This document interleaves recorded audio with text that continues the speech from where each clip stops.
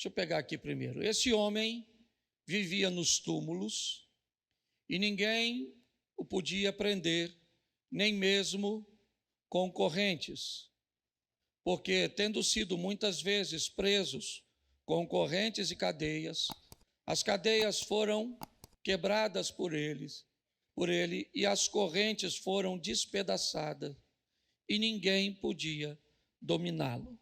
Feche os seus olhos. Senhor nosso Deus e Pai, em nome de Jesus, eis aqui a Tua palavra. Continua falando conosco e usa-me como um canal de bênção nesta hora. Remova todos os impedimentos, todas as distrações, todas as reservas, que tudo caia por terra pelo poder do nome de Jesus e que a Tua palavra, ó Pai, possa fazer aquilo que o Senhor planejou para essa noite, para os nossos corações, em nome de Jesus. Você pode dizer amém? Tira o texto, por favor, que eu quero usar uma outra linguagem aqui.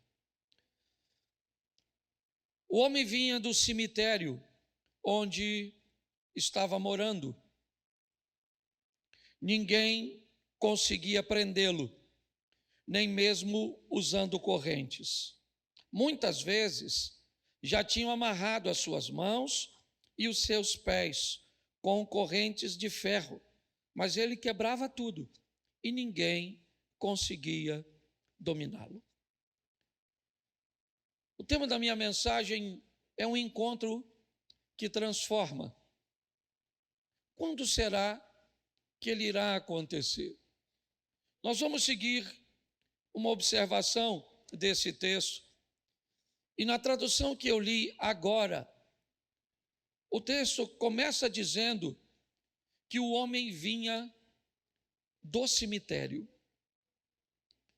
Quando eu li essa expressão, a primeira coisa que eu pensei é: quem são as pessoas que vêm do cemitério? Quando é que essa expressão é usada? A minha mente pensou 3 momentos. Quem vem do cemitério está vindo porque provavelmente sepultou alguém. Então essa pessoa está voltando porque deixou no cemitério um ente querido, um amigo. As pessoas que voltam do cemitério, elas voltam porque sepultaram alguém. O segundo grupo de pessoas que volta de um cemitério são as pessoas que trabalham lá. E no final do dia, ao cumprir seu turno, elas estão voltando para a sua casa. Então essa seria também uma expressão que poderia ser usada não apenas para quem está sepultando ou sepultou alguém e está voltando para casa, mas também um funcionário do cemitério que deixou sua jornada de trabalho e agora está voltando para a sua casa. O terceiro grupo são as pessoas que foram visitar um túmulo. Isso também é muito comum, certo? Em datas específicas, pessoas vão visitar o túmulo de um ente querido. Algumas pessoas têm o hábito, certo, de volta e meia ir até o túmulo para fazer uma limpeza. A minha pergunta é: esse homem pertence a um desses 3 grupos? Se para voltar do cemitério, ou o cemitério, né, é um ambiente cujo qual que recebe as pessoas que estão sepultando, que estão trabalhando ou que estão visitando, o texto me diz que ele não faz parte de nenhum desses 3 grupos. Então o que é que este homem está fazendo no cemitério? O texto que lemos responde esta pergunta: o que ele está fazendo lá, na cidade dos mortos? Nós temos o hábito de dizer que o cemitério é a cidade do pé junto. Não é lugar para vivos, a não ser os vivos que estão sepultando os mortos. Não é lugar para vivos, a não ser que o vivo esteja trabalhando, certo? Para estabelecer a logística, para receber os mortos. E é lugar apenas de visita dos vivos. Este homem não pertence a nenhum desses grupos. O texto diz que, apesar de ser um vivo, ele é alguém que está morando no cemitério. Ele é alguém vivo que está morando com os mortos. Essa é a vida deste homem. Isso já tem bastante tempo. Mateus vai fazer essa narrativa. Mas o texto me mostra algo mais interessante. Ele diz: ninguém conseguia prendê-lo. E nós vamos a mais uma pergunta: para que prender um cara desse? Qual é o propósito de prender um indivíduo como esse? Por que é que alguém gostaria de prender este homem que vivia no cemitério? Tem algum motivo pelo qual, né, ele possa ser preso? Por que que as pessoas... Você já se perguntou? Né, você lê a Bíblia desse jeito, buscando conversar com ela, certo? Quem é que está voltando do cemitério? Por que é que está voltando? Se mora lá, por que é que mora lá? E mais do que isso, por que as pessoas estão querendo prender este homem? Mateus e Lucas vai nos fornecer essa informação. Mateus vai dizer no verso 28, aliás, Mateus diz que eram 2 endemoniados. Mas ele vai dar uma característica de por que queriam prendê-lo ou prendê-los. Eles eram violentos e perigosos, e ninguém se arriscava passar pelo caminho que ele frequentava. Agora começamos a entender um pouquinho a história deste homem. Ele foi um homem banido do convívio social. Não há nele condições de conviver com pessoas. Ele é alguém vivo, vivendo no meio dos mortos. E mais do que isso, ele é um homem violento, ele é um homem agressivo, ele é um homem perigoso. É a descrição. E as pessoas evitavam passar por aquele caminho. Então eu começo a entender por que estão querendo prendê-lo. Ele é perigoso aos cidadãos. Lucas vai dizer que já fazia muito tempo, capítulo 8, verso 27, que ele andava sem roupa. Então a gente começa a entender por que é que estão querendo tirar este homem de circulação.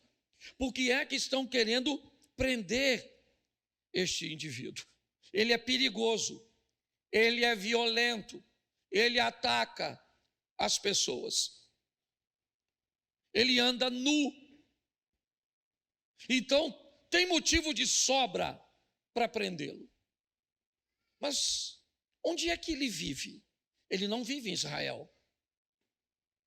O território que ele está morando é Decápolis, as 10 cidades pagãs, né, do lado leste da Jordânia, né? Aquele lado, agora, é lá que ele vive. Ele não vive em Israel, ele vive do outro lado. E do outro lado, as pessoas estão tentando prendê-lo. Um lado que Jesus não costuma frequentar. O que eu quero dizer a vocês é que o ambiente onde Jesus não costuma frequentar é um ambiente onde costuma se tentar prender as pessoas, aprisionar as pessoas. O ambiente onde Jesus está presente, nós vamos ver isso, é um ambiente de liberdade, é um ambiente de libertação.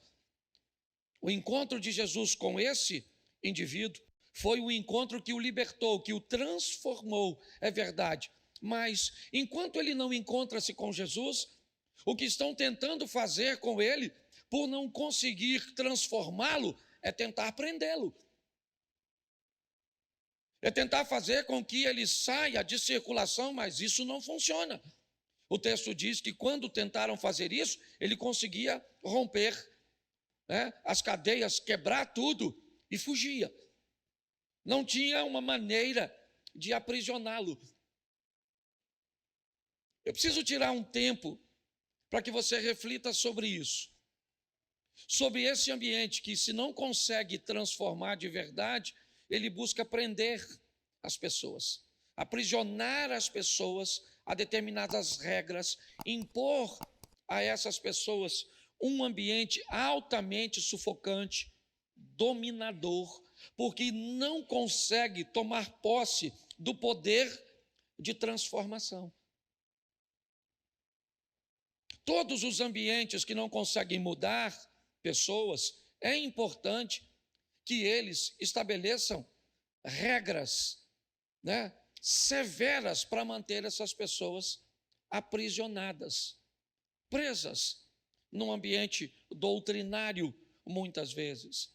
Mas, pastor, o senhor acha que não deve ter doutrina? Espera um pouquinho, né? Eu vou tratar disso mais à frente. Mas eu queria que você entendesse que ele está vivendo em Decápolis, e Decápolis não há poder para transformá-lo. Se não há poder de transformação, então vamos aprisioná-lo, vamos prendê-los. Vamos criar um ambiente onde essas pessoas, né, não com correntes, nem com cordas, nem com paredes, mas inibindo dessas pessoas a capacidade de raciocínio, de pensamento. Ofereça a essas pessoas regras cujas quais, por causa de medo, elas obedeçam, e não por amor e fidelidade a Cristo. Esse era um ambiente cujo qual este homem estava exposto. Mas o que é que ele tem? Ele tem uma coisa que a maioria de nós não temos: demônios. Seria muito bom se o nosso comportamento, se os nossos erros, se a nossa dificuldade de caminhar com Deus fosse unicamente responsabilizada por demônios. Seria muito mais fácil lidar com uma igreja de endemoniados. Porque uma igreja de endemoniados, basta você expulsar o demônio e as pessoas consertam. O grande problema é como transformar alguém que não tem demônios. Onde o problema comportamental das pessoas não vem do inferno, diretamente de uma possessão. Pode vir até da influência, sim, de uma indução, é verdade. Mas nós vamos ver uma transformação repentina, imediata, instantânea nesta passagem, simplesmente por um motivo: porque esse camarada tinha demônios. Assim que o demônio sai dele, acabou. Não há mais problema nele, porque o problema dele era os demônios. Ele vai ser liberto de uma forma, né, instantânea. É verdade, mas esse não é o caso, ou o nosso caso. Muitas vezes a fofoca cuja qual nós entramos não tem a ver com demônios. A dívida cuja qual nós não pagamos não tem a ver com demônios. As dissensões cujas quais nós propagamos não tem a ver com demônios. Os problemas familiares que enfrentamos, casamento, filhos, não tem a ver com demônios. Nós não precisamos dos demônios. Nós damos conta sozinho do serviço. Você já parou para pensar nisso? O que nós estamos vendo é esse ambiente aqui. É um ambiente de aprisionamento. Vamos criar leis severíssimas, que nem na Bíblia estão, para prender as pessoas, para aprisionar. Pastor, o senhor está dizendo que não tem que ter lei? Então vamos lá. Jesus vai até ele. Foi Jesus que foi lá. Ele está lá em Decápolis, Marcos 4:35. Sendo já tarde, disse-lhes: passemos para outra margem. Os discípulos deixam a multidão, entram com ele no barco e vão para o outro lado. Jesus deita na popa do barco, na parte de trás, certo? E vai dormir. A tempestade se levanta, os discípulos o acordam, ele repreende a tempestade, certo? Faz uma correção nos discípulos e o barco chega do outro lado. Ele desce e vem um endemoniado na direção dele.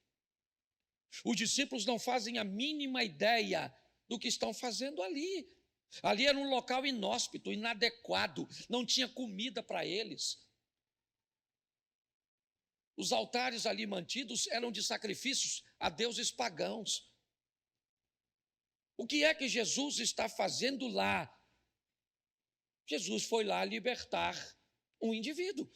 Por que é que ele foi lá libertar um indivíduo? Porque lá não tinha libertação. Lá era um lugar onde as pessoas prendiam pessoas e não libertavam pessoas, porque não tinham poder para isso.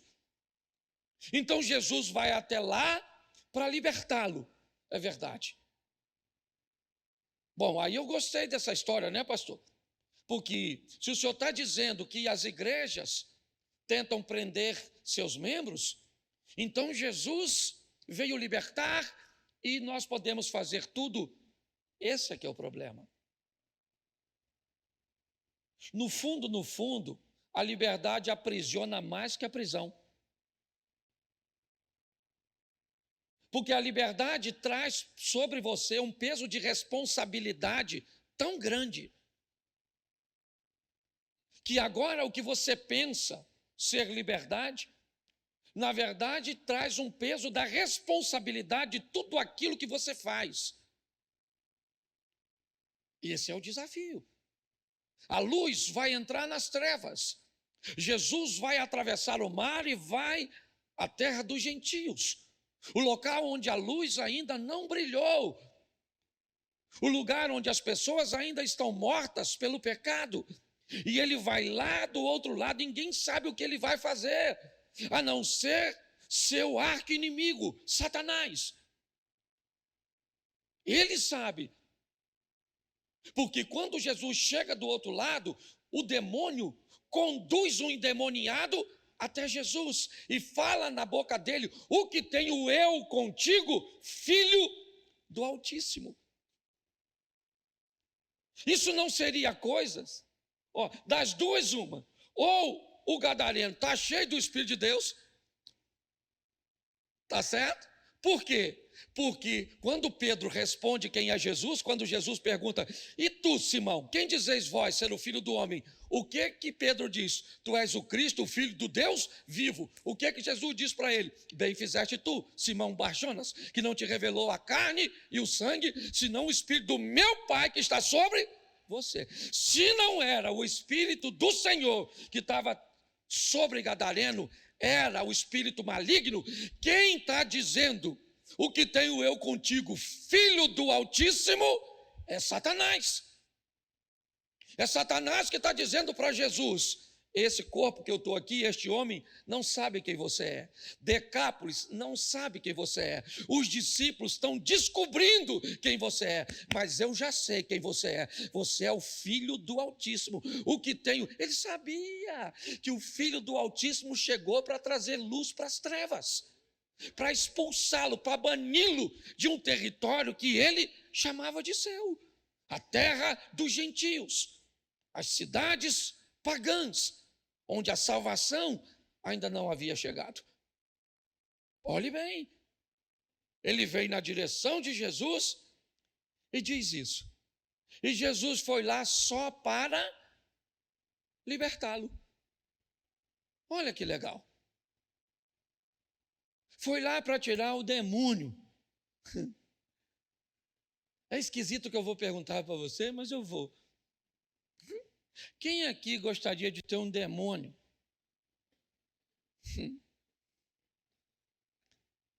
Alguém pode levantar a mão? Não, né? Deixa eu melhorar a pergunta. Talvez eu torne ela mais atraente.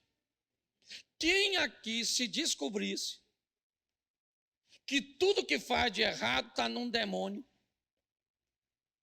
e você teria a oportunidade de encontrar com Jesus, e Jesus tiraria de você esse demônio, e junto com esse demônio ia sair tudo de ruim de você, e você seria a pessoa mais doce, amável, espiritual do mundo. Quem gostaria de ter um demônio desse? Levanta a mão. Já arrumei os candidatos. O grupo inteiro ainda está meio confuso. Mas é uma oferta atraente, Cláudio. Pensa só, se algumas pessoas tivessem demônio, fosse só tirar o demônio da pessoa e corrigiria tudo. Nós só teríamos um setor aqui na igreja, Cid. O trabalho do exorcismo e libertação. Qual é o grande problema da igreja? É que a maioria das pessoas não tem demônio. O que tem nas pessoas? A própria pessoa. Aí você não pode expulsar a pessoa da pessoa, que senão tem que ser cemitério. Certo? Olha só, esse é o Jesus vai lá para libertá-lo, sim ou não? Sim ou não? Sim. Só para libertá-lo, Jesus não faz mais nada lá. Ele vai lá, expulsa o demônio, e agora o cara está liberto. Legal. E ele falou, aí Jesus, deixa eu ir com o senhor. Jesus falou, não, tem vaga não, está lotada, é só 12. Vai para a sua casa. Jesus foi lá libertá-lo primeiro, para devolvê-lo para a sua família.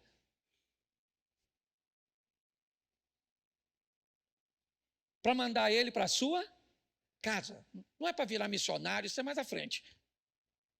Mas o primeiro passo é pegar a pessoa liberta e levar essa pessoa para a sua casa.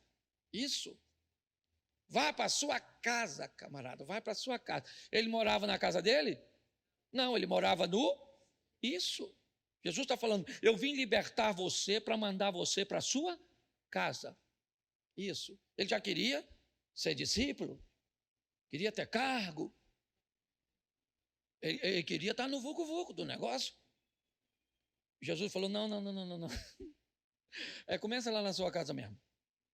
Vai ser crente lá na sua casinha, ex-endemoniadinho. Tá certo? E ele vai para casa. Mas Jesus disse, além da sua casa, você mostra para o lugar onde você vive. Quão grandes coisas fez o Senhor por você e como Ele teve misericórdia de você.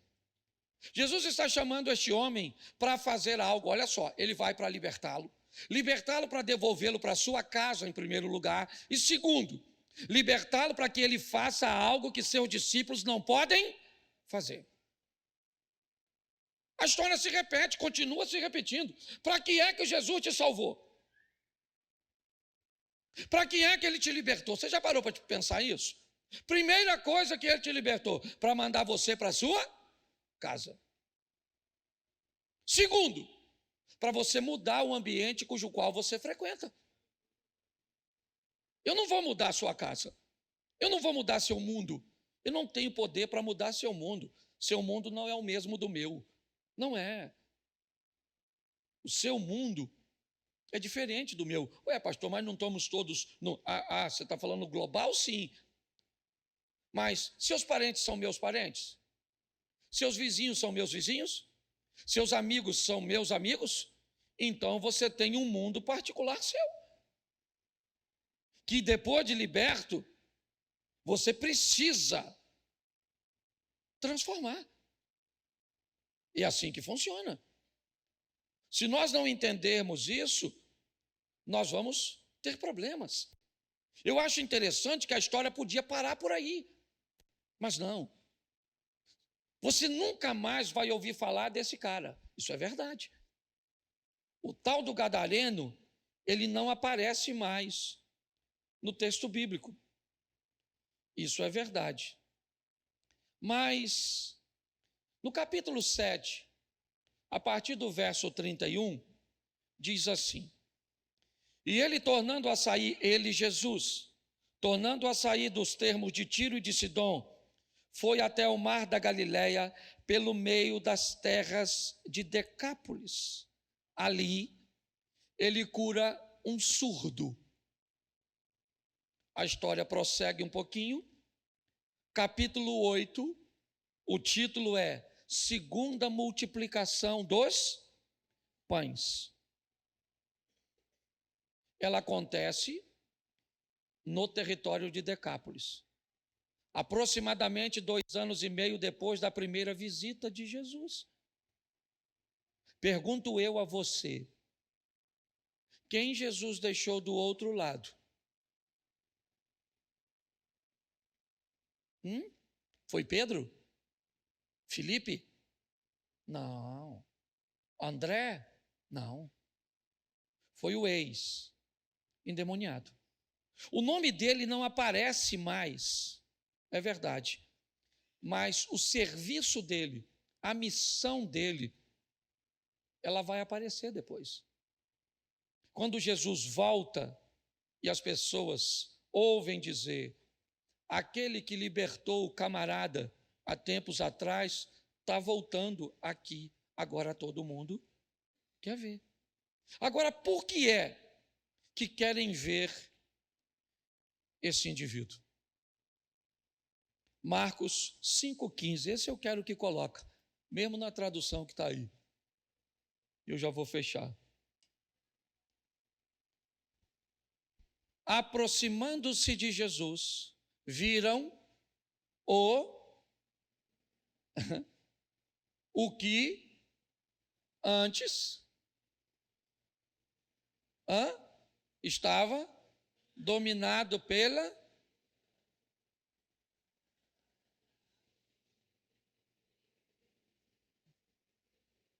isso aí. Presta atenção. A turma chegou, não estão lá para ver nada, eles estão atrás do tal dos porcos. Entendeu? Alguém foi lá e falou, aí maluco, tem um cara lá perto da praia, matou os porcos de vocês, tudo. Eles foram lá, não foi para ver nada não. Certo? Só que quando eles chegam, tem um cara que andava pelado e está vestido. Tem um indivíduo que estava gritando, andava errante, ele está sentado. E ele agora não é mais um louco. O juízo está de volta na cabeça. Preste atenção. Ele está sentado, vestido e com juízo perfeito. Não há registro de que ele falou nada. O texto diz que quando as pessoas veem o cara nu vestido, o cara barulhento que atacava as pessoas, sentadinho e em perfeito juízo, o cara não precisou falar nada.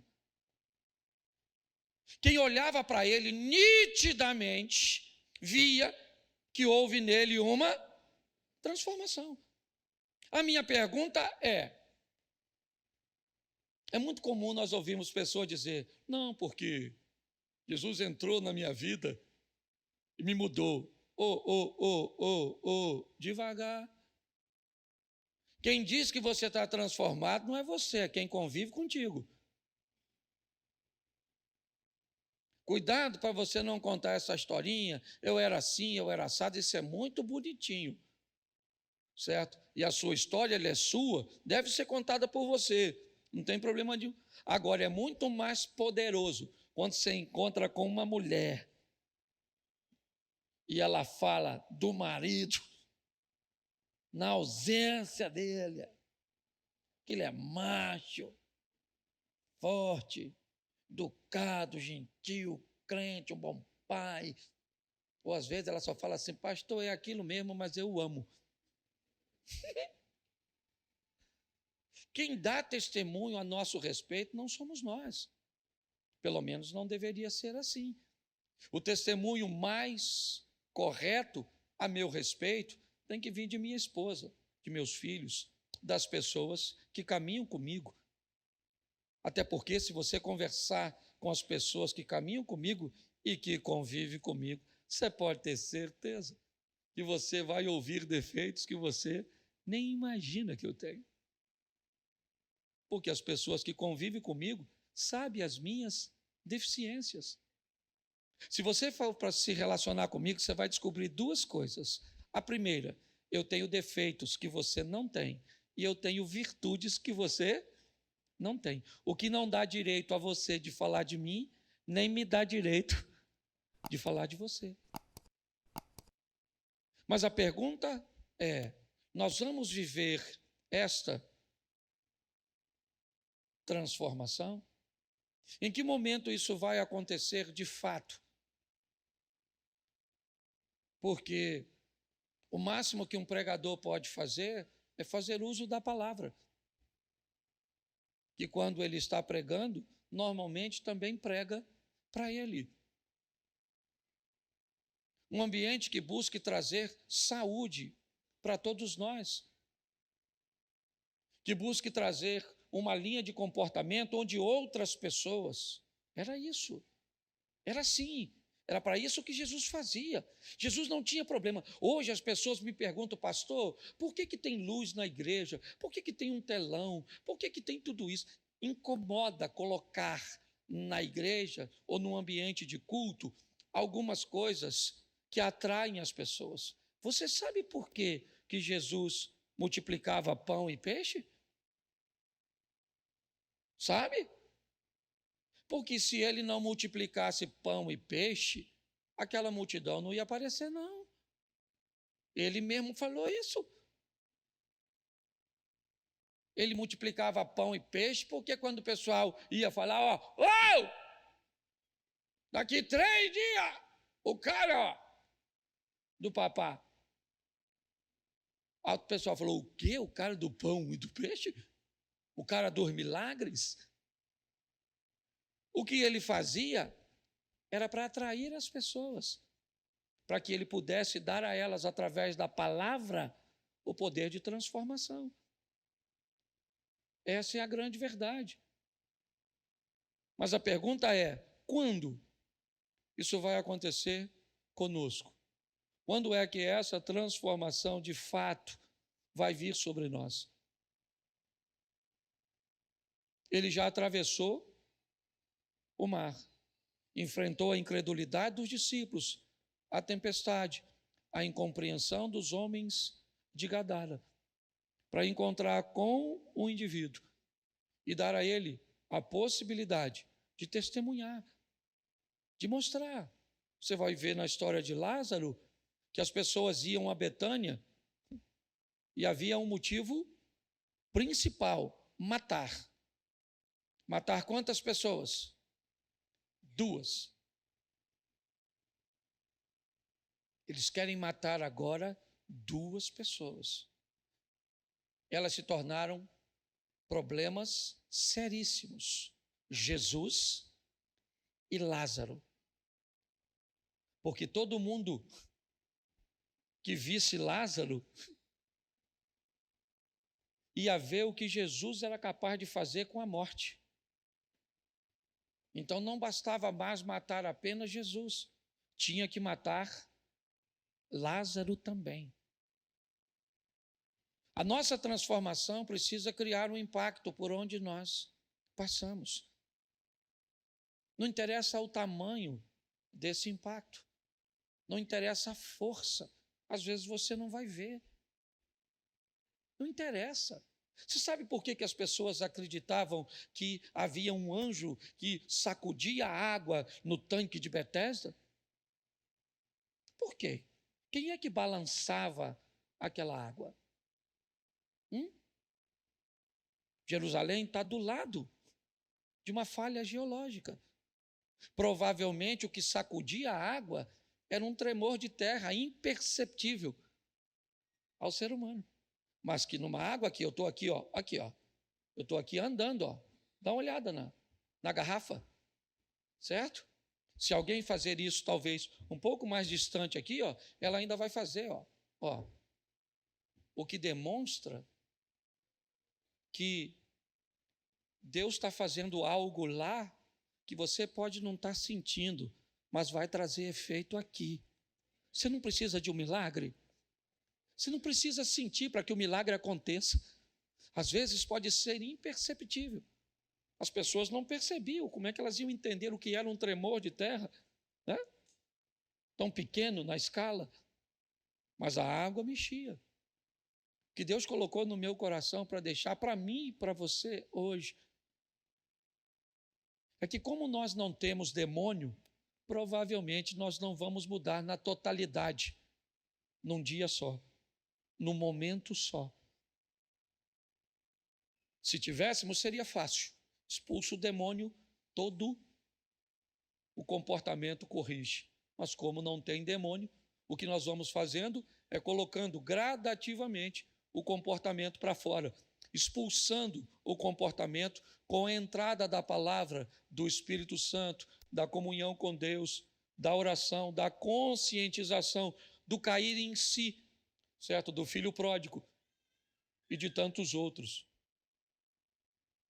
Então, a minha palavra que eu fecho aqui hoje para todos nós é, deixa eu pegar aqui, certo? Nós precisamos ser vivos, vivendo no mundo dos vivos. Está na hora desse ambiente de morte, sabe? Onde as coisas não acontecem, onde a inércia, onde sempre o caos está estabelecido na sua vida, deixa. Ou então você será um vivo vivendo num ambiente de mortos. Está na hora de você sair desse ambiente que busca te aprisionar e que tenta te aprisionar e buscar uma liberdade que trará sobre você muito mais responsabilidade do que você pensa.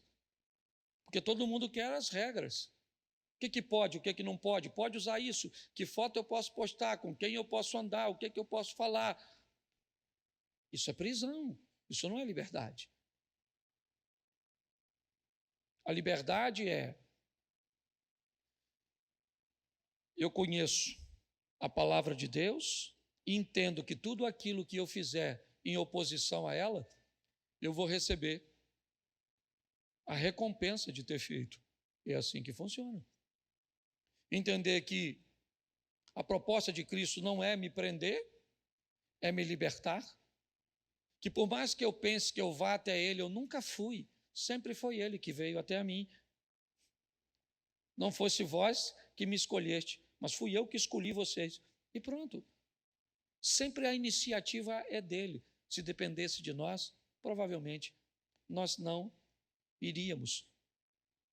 Ele vem até a nós para nos libertar, nos devolver para o nosso casamento, para os nossos pais, para os nossos filhos, certo? E ele vem para que em nós, agora, nós consigamos mudar o mundo que estamos inseridos. Não interessa o tamanho da mudança que você vai provocar. As pessoas têm que olhar para você e achar que não parece você. É você, mas não é você. Está estranho, sabe? Não era o cego?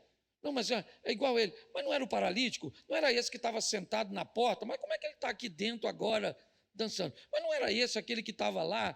Como é que agora? Chama os pais dele, pergunta, é ele mesmo? Porque não é possível. Nós não acreditamos que é ele.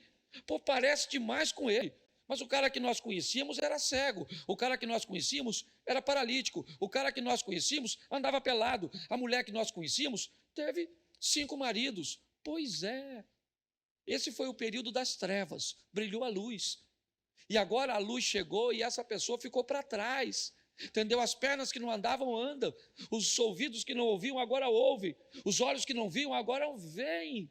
Você está entendendo? Porque a vida mudou e não é uma mágica, não. Eu não sei qual é o ambiente que você está. O que você precisa é encarar isso com muita seriedade e descobrir o que é que está acontecendo. Que você recebe as mesmas informações que os outros, mas as mudanças não são as mesmas. Como pode isso? Como pode o mesmo conteúdo ser arremessado para vocês? Todos estão ouvindo a mesma coisa. O Jesus que está andando sobre o mar pode fazer 12 homens andarem, mas somente um anda. O que é que aconteceu com Pedro, que não aconteceu com os outros 12, com os outros 11? O que é? Por que é que uma informação pode ser recebida e arquivada e outra pode ser recebida e ativada? Por quê? Quando é que isso vai acontecer comigo? Quando é que finalmente essa informação que eu ouço todas as vezes que venho à igreja, pregadores diferentes vêm falando aqui a mesma coisa? Mas parece que chega um dia que isso atinge você. E aquilo que você arquivou a vida inteira. Aliás, você já ouviu 100 vezes. Naquele dia você ouve e entra de uma forma diferente. O que eu peço a Deus, e Deus sabe o que eu estou falando a meu respeito, porque eu também estou pregando para mim em algumas decisões que eu preciso tomar. E eu gostaria muito, em nome de Jesus, que fosse hoje o dia da minha mudança nessas áreas que eu preciso mudar. E eu gostaria que você também fizesse isso, Cláudio, para aquilo que você precisa. Juliana, para aquilo que você precisa. Lu, para aquilo que você precisa. Adriana, Osias. Porque o máximo que um pregador... Eu vim de uma conferência agora fantástica. Ontem, antes de pregar, eu ouvi 2 mensagens extraordinárias. Mas eu fico me perguntando, quando é que algumas coisas vão acontecer?